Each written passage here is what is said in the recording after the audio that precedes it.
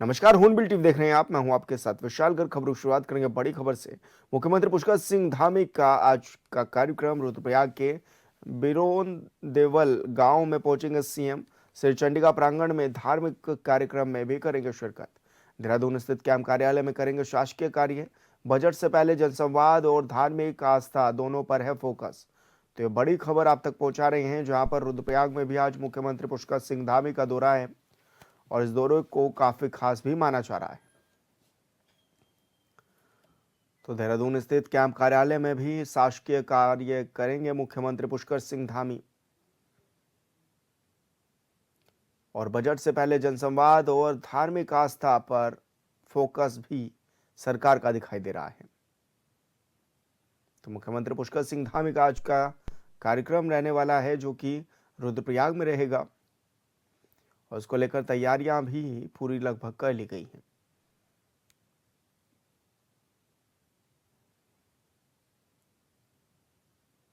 तो वहीं श्री चंडिका प्रांगण में धार्मिक कार्यक्रम में भी शिरकत करेंगे मुख्यमंत्री पुष्कर सिंह धामी और बजट से पहले लगातार संवाद कार्यक्रम भी जारी है।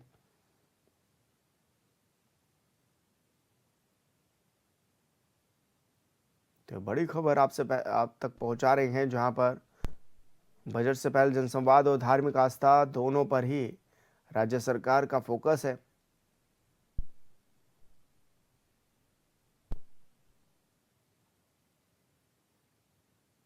तो रुद्रप्रयाग में मुख्यमंत्री पुष्कर सिंह धामी आज पहुंच रहे हैं और ऐसे में गांव में पहुंचकर जनसंवाद भी स्थापित करेंगे मुख्यमंत्री।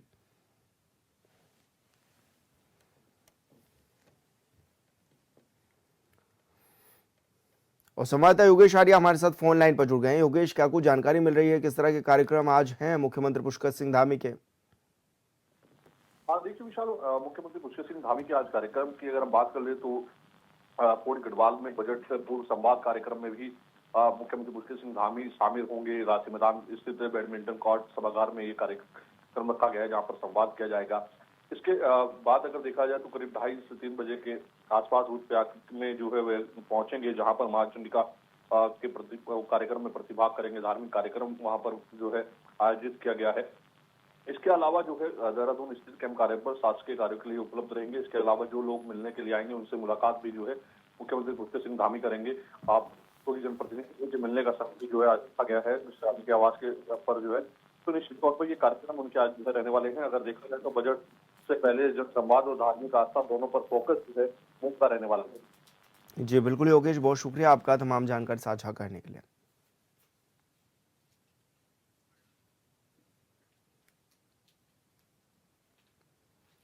हरिद्वार में कुंभ मेले की तैयारियों को लेकर जोरों शोरों से तैयारियां जारी हैं। वहीं शनिवार को मुख्यमंत्री पुष्कर सिंह धामी हरिद्वार पहुंचकर मेले की तैयारियों की समीक्षा बैठक भी करेंगे।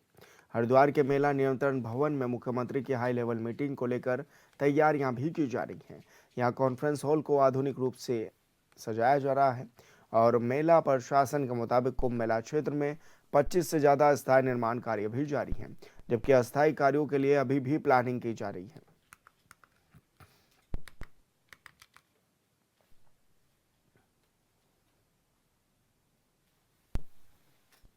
सैटरडे को तो माननीय मुख्यमंत्री जी द्वारा इस बैठक भी ली जा रही है कुंभ की।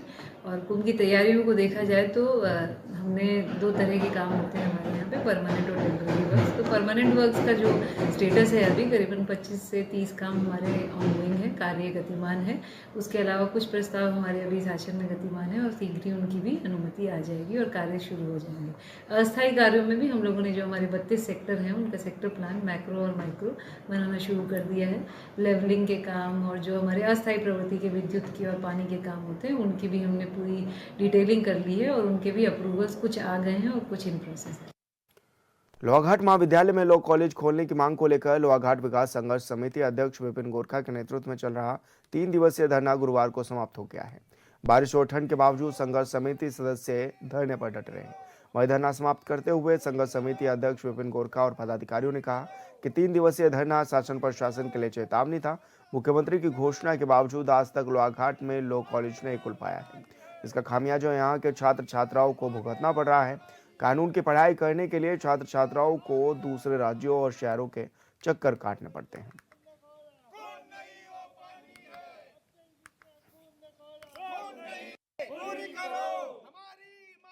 थोड़ी बात तो ये है कि हमने 3 दिन का सांकेतिक धरने का हमने प्रशासन को हमने ज्ञापन दिया था। आज 3 दिन हमारे पूरे हो रहे हैं और आज से हमने एक महीने का हम शासन प्रशासन को समय देंगे और अप्रैल से अगर हमारे 1 महीने के अंदर अंदर हमारी मांगों को पूरा नहीं किया गया, विधि संकाय की कक्षाएं शुरू नहीं की गई, तो हम पूरी जनता को, युवाओं को, सब लोगों को साथ में लेकर किसी चौराहे पे धरना देकर हम तो ये कह रहे हैं तंबू डाल के हम बैठ जाएंगे।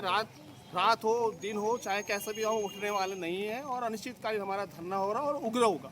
बस हम यही कहना चाहते हैं। ये हमारा धरने का तीसरा दिन था, आज हमारा समापन है और हम युवाओं की मांग को देखते हुए ये अप्रैल तक का समय हम शासन प्रशासन और सरकार को दे रहे हैं। अगर हमारी मांग अप्रैल तक मानी गई तो ठीक है, अगर नहीं मानी गई हमारा अनिश्चितकालीन धरना होगा जिसमें हम अपने क्षेत्र के, क्योंकि लोहाघाट एक केंद्र बिंदु है 3 ब्लॉकों का, हम अपने क्षेत्रीय लोगों को जुटाते हुए आगे की रणनीति बनाएंगे और आंदोलन को तेज बनाएंगे, धारदार बनाएंगे। अभी हमारा जैसे पूर्व वक्ताओं ने बताया, आज हमारा 3 दिन का जो सांकेतिक धरना था वो समाप्त हो चुका है। अगर हमारी मांगें पूरी नहीं होती 1 महीने के अंदर तो हम पुनः एक बड़े स्तर में आंदोलन करेंगे और सरकार को चिताएंगे और हमारी मांगें पूरी होनी चाहिए। खबर हरिद्वार से है, जहां आकाशदीप कॉलोनी में एक युवक ने अपनी लाइसेंस पिस्टल से खुद को गोली मारकर अपनी जीवन लीला समाप्त कर ली है और इलाके में हड़कंप भी मच गया है। घटना की सूचना मिलते ही मंगलोर कोतवाली पुलिस मौके पर पहुंची और शव को कब्जे में लेकर पोस्टमार्टम के लिए भी भेज दिया गया है।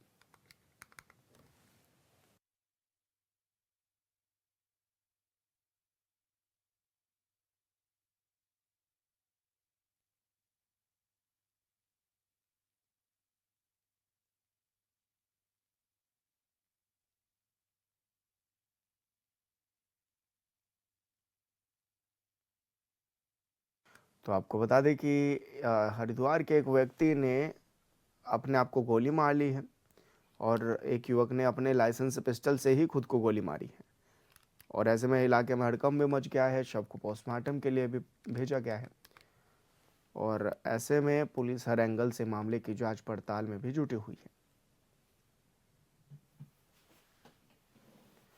हालांकि ये भी बताया जा रहा है कि मानसिक तनाव में यह व्यक्ति था। और संवाददाता प्रवेश राय हमारे साथ फोन लाइन पर जुड़ गए। प्रवेश, क्या कुछ पूरा मामला था, आखिर क्यों व्यक्ति ने खुद को गोली मारी है? जी विशाल, मैं आपको बता दूं कि रुड़की की आकाशदीप कॉलोनी में एक युवक ने लाइसेंसी पिस्टल से खुद को गोली मारकर अपने जीवन की लीला को समाप्त कर लिया, लेकिन न जाने इसके पीछे की क्या वजह थी। पुलिस मौके पर तुरंत पहुंचकर जिस तरीके से देखा गया कि वहां पर मौके पर तत्काल पुलिस प्रशासन की टीम पहुंची और जब परिवारजन का कहना था कि अभी ये जो परिवारजन ने भी साफ तौर से कहा कि किसी प्रकार की कोई बात तो हमें नहीं बताई थी, लेकिन अब ये जांच का विषय हो गया है कि किस तरीके से इतना ऐसी भी क्या समस्या रही जो युवक ने खुद को ही गोली मारकर अपने जीवन की लीला को समाप्त कर लिया। लेकिन ये कोई पहला मामला सामने नहीं है, आए दिन इस तरीके के मामले सामने आते रहे हैं, लेकिन इस तरीके से देखा गया कि शेखर चंद सुयाल एसपी देहात ने मौके पर पहुंचकर पुलिस प्रशासन की टीम को लेकर पहुंचे और जिस तरीके से पंचनामा पर पोस्टमार्टम के लिए भेज दिया गया था, अब उसके पीछे की किस वजह से युवक ने अपने जीवन की लीला को समाप्त किया उसके पीछे की जांच जारी है। जी बिल्कुल प्रवेश, बहुत शुक्रिया आपका तमाम जानकारी साझा करने के लिए। दिल्ली रोड के हाईवे पर होटल पैसिफिक के पास चलती मारुति ऑल्टो कार में अचानक भीषण आग लग गई। वहीं चालक ने धुआं देखते ही गाड़ी के सड़क किनारे रोकी और सुरक्षित बाहर निकल गया। कुछ ही पलों में आग ने पूरी कार को अपने चपेट में ले लिया, जिससे अफरा तफरी भी मच गई। ऐसे में रुड़की फायर स्टेशन की टीम ने तुरंत पहुंचकर आग पर काबू भी पाया है और पेट्रोल टैंक के फटने से बड़े हादसे को भी टाल दिया है।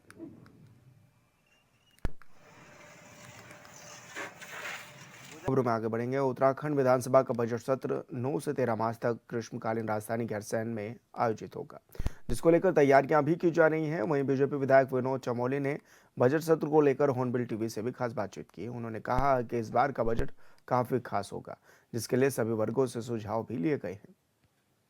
विनोद चमोली जी हमारे साथ मौजूद हैं। सर, बजट सत्र की शुरुआत हो रही है 9 मार्च से, किस तरह का सत्र इस बार का अनुमान आप लगा रहे हैं रहेगा, और क्योंकि बजट सत्र है तो क्या लग रहा है उत्तराखंड के लिहाज से क्या असर होना भी चाहिए?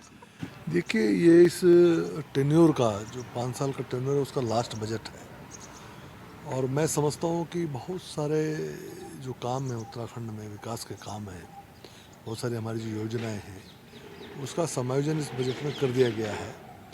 तो बहुत ही बेहतर बजट इस समय आने वाला है। हमारी चिंता सिर्फ ये है कि कांग्रेस बजट पर चर्चा ठीक प्रकार से करे और सत्र चलने दे, क्योंकि देखने में आया है कि कांग्रेस ने हमेशा सत्र को बाधित किया है, प्रभावित किया है और सत्र ठीक प्रकार से चल नहीं पाया, जिसके कारण जो प्रदेश की ज्वलंत समस्याएं उन पर चर्चा ठीक प्रकार से नहीं हो पाई। और पिछली बार तो वहाँ उन्होंने तोड़ फोड़ तक के अमर्यादित उनका व्यवहार रहा। तो मुझे उम्मीद है कि कांग्रेस इस बार सत्र चलने देगी और ये बजट सत्र उत्तराखंड के लिए एक मार्गदर्शक बजट साबित होगा। सर क्या लग रहा है किस किस तरह के प्रस्ताव इस दौरान आ भी सकते हैं, क्योंकि पर्यटक क्षेत्र भी है अपना और किसानों की भी टकटकी लगी हुई है इस बजट पर कि उनके लिए भी कुछ खास हो। इस बजट में आपको क्या लगता है क्या होना भी चाहिए? देखिए, अवस्थापना सुविधाओं को लेकर इस बजट में प्रावधान होंगे, क्योंकि जिस तरह पर्यटक बढ़ रहा है और पहाड़ों पर आ रहा है तो उसको लेकर हमारी भी चिंताएं बढ़ी हुई हैं, ताकि उनको हम बेहतर सुविधाएं दे सकें, एक सुलभ यात्रा उनकी रह सके। तो उसका इसमें प्रावधान रहेगा। कृषकों पर हमारा विशेष फोकस है कि हमारे छोटे मंझोले किसान हैं उनको लाभ मिले, उस पर भी हम लोग काम करेंगे। और इसमें जो हमारा स्वास्थ्य है, शिक्षा है, लगभग हर क्षेत्र में हम बढ़ चढ़ कर इस पर बजट में हमने प्रावधान किए हैं और पहले से बड़े साइज़ का ये बजट आने वाला है जो अपने आप में जो मैं समझता हूँ। तो कुल मिला के बजट उत्तराखंड के लिए बेहतर साबित होने वाला है। सर कानून व्यवस्था को लेकर के लगातार विपक्ष आप लोगों को घेरने का काम कर रहा है। हाल फिलहाल में बड़ी रैली भी की थी और ये भी उम्मीद है कि इस बार विधानसभा सत्र के दौरान भी इन्हीं मुद्दों को उठाने का काम भी विपक्ष करेगा। क्या लग रहा है कि इसको लेकर किस तरह से आप लोग भी अपना पक्ष रखेंगे? नहीं, चर्चा करेंगे, विपक्ष बात कहेगा, हम भी अपनी बात कहेंगे, क्योंकि हमने पुलिसिंग को चाक चौबंद करने के लिए हम लोगों ने कई कदम उठाए हैं, वो उसका भी हम जानकारी सत्र में देंगे। उसके साथ साथ जो जो अपराध घटित हुए हैं उन अपराधों का खुलासा हुआ है, बाकायदा अपराधी पकड़े गए हैं, जेलों में बंद हैं, तो वो भी हम लोगों ने किया है। तो कुल मिला के कोई विषय आएगा तो उसका जवाब दिया जाएगा। सर सत्यापन अभियान भी क्योंकि अब चलने शुरू हो गए हैं, हाल फिलहाल के जो इतनी घटनाएं हुई उसके बाद किस रूप में आप देखते हैं, क्योंकि इतने सत्यापन अभियान जो चलाए जा रहे हैं लेकिन बावजूद इसके क्राइम बढ़ा? नहीं, सत्यापन चला है और अभी और तेज़ी से उसको आगे बढ़ा रहे हैं, उसका स्तर भी बढ़ा रहे हैं, व्यापक कर रहे हैं उसको। और इसके साथ साथ जो परिवार रजिस्टर की हमने बात की है, वो उत्तराखंड में देवभूमि परिवार रजिस्टर की जो बात हुई है वो बहुत एक की रोल निभाएगा इस पूरे आगे की जो डेमोग्राफी चेंज के मामले में। तो हमारा लगातार ये कहना है कि यहाँ की डेमोग्राफी बदल रही है, जिसके कारण एक क्राइम भी बढ़ रहा है। और जब हम डेमोग्राफी पर चर्चा करते हैं तो कांग्रेस हमेशा जो है ऐसे लोगों के पक्ष में खड़ी हो जाती है जो अपराध करते हैं। तो ये एक बड़ी समस्या है उत्तराखंड की कि कांग्रेस सिर्फ राजनीति करना चाहती है, समस्याओं का समाधान नहीं करना चाहती।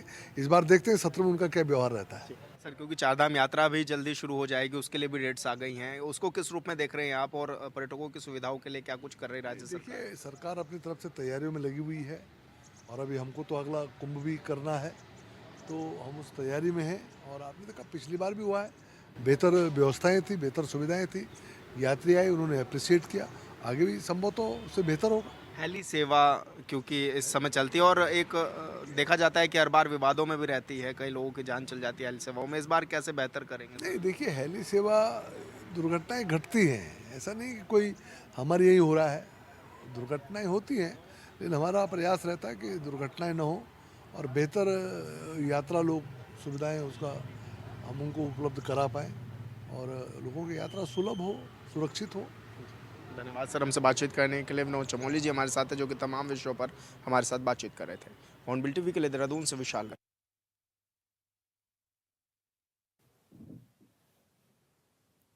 हरिद्वार में साधु संतों ने यूजीसी के विरोध में जुलूस निकाला है और सरकार के कानून को वापस लेने की भी मांग की है। स्वामी यति नरसिंहानंद ने तो यहां तक कह दिया है कि अगर कानून खत्म नहीं होगा तो सनातन धर्म समाप्त हो जाएगा। हल्द्वानी में भी इसका विरोध हो रहा है। स्वयं शक्ति संगठन ने 21 फरवरी को हल्द्वानी के रामलीला ग्राउंड से एक विशाल रैली की घोषणा भी की है।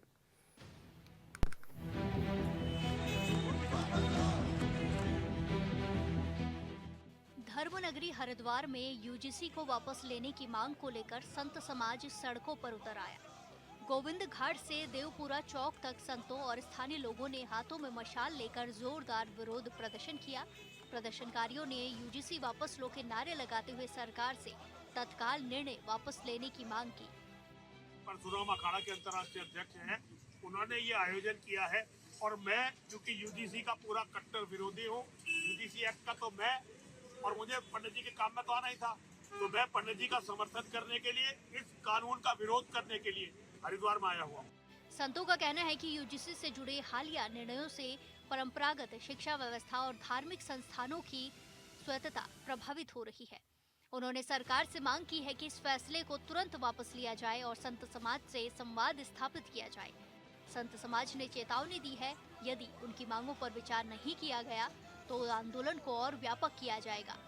आगे की रूपरेखा तो ये है कि मैं तो सारे संतों से यहाँ अनुरोध करना चाहता हूँ कि संत खड़े हों। ये जितने भी संत हैं, ये जिस सनातन धर्म की बात करते हैं वो सनातन धर्म धरती से समाप्त हो जाएगा अगर ये यूजीसी कानून वापस नहीं हुआ।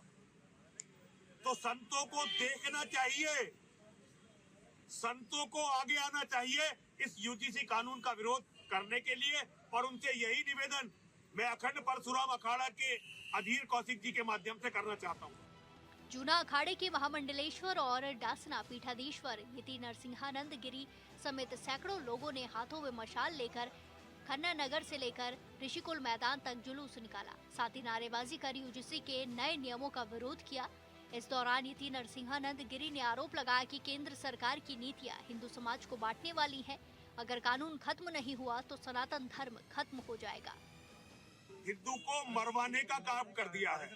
बात तो इन्होंने हमेशा की थी कि हिंदू को बचाएंगे, लेकिन इनकी इतनी सरकार चलने के बाद क्या इन्होंने ऐसा किया जिससे हिंदू बचा हो। और अब ये यूजीसी का कानून लाकर तो इन्होंने जो हिंदुओं का मतलब एक तरह से समझिए कि चिता बिल्कुल तैयार कर दी है। 100 करोड़ हिंदुओं की चिता इन्होंने तैयार कर दी है। महामंडलेश्वर स्वामी यति नरसिंहानंद महाराज का कहना है कि यूजीसी से संबंधित नया कानून सवर्ण समाज के हितों के विरुद्ध है और इससे सामाजिक विभाजन की स्थिति उत्पन्न होगी। हिंदू समाज को एकजुट होकर इसका विरोध करना चाहिए। सरकार को ये काला कानून वापस लेना ही होगा। इधर हल्द्वानी में भी यूजीसी बिल को लेकर एक बार विरोध तेज हो गया है। सवर्ण शक्ति संगठन ने बिल के खिलाफ मोर्चा खोलते हुए 21 फरवरी को बड़े आंदोलन की घोषणा की है। संगठन के संयोजक प्रकाश हरबोला ने कहा कि यूजीसी बिल के प्रावधान सवर्ण समाज के हितों के प्रतिकूल हैं। संगठन ने सवर्ण की पुकार मत करो अत्याचार के नारे के साथ अपने अभियान की शुरुआत की है। संगठन की ओर से बताया गया है कि 21 फरवरी को हल्द्वानी के रामलीला ग्राउंड से एक विशाल रैली निकाली जाएगी जो शहर के प्रमुख मार्गों से होते हुए जिलाधिकारी कार्यालय तक पहुंचेगी।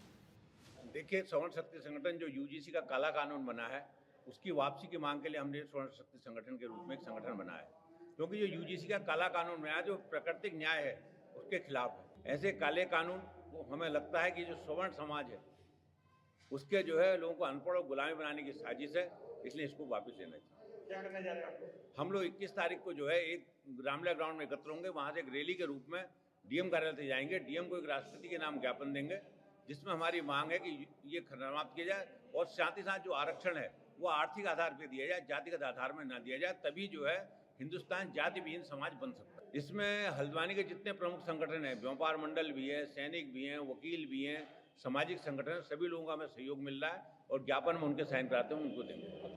दरअसल विश्वविद्यालय अनुदान आयोग यूजीसी ने उच्च शिक्षा संस्थानों में समानता को बढ़ावा देने के विनियत 2026 नियम जारी किया था। ये नियम उच्च शिक्षा में जाति आधारित भेदभाव को रोकने के लिए लाया गया है, लेकिन इसको लेकर देश भर में विवाद खड़ा हो गया है। सामान्य वर्गीय छात्रों और संगठनों का कहना है कि इन नियमों के केवल एससी, एसटी और ओबीसी छात्रों के लिए ही शिकायत निवारण का तंत्र बनाया गया है। आरोप है कि यदि किसी सामान्य वर्ग के छात्र के साथ भेदभाव होता है तो उसके लिए इन नियमों में कोई स्पष्ट प्रावधान नहीं है। Bureau report, hornbill TV.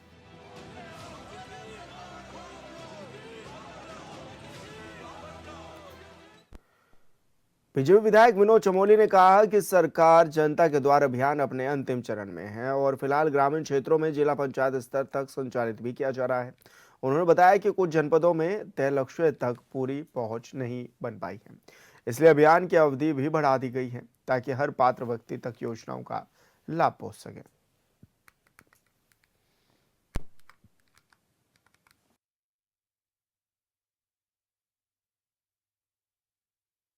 जनता के द्वार जन जन की सरकार, ये अभियान इस समय अंतिम चरण में है और ग्रामीण क्षेत्रों में अभी तक जिला पंचायत स्तर पर ये चल रहा है और लगभग समाप्ति पर है, लेकिन जो मेरी जानकारी है अभी इसकी अवधि बढ़ेगी, क्योंकि कुछ ऐसे डिस्ट्रिक्ट हमारे हैं जहाँ अभी तक ये वो जो हमने तय किया था जहाँ तक पहुँचना है वो पूरा नहीं हो पाया, तो इसकी अवधि बढ़ेगी।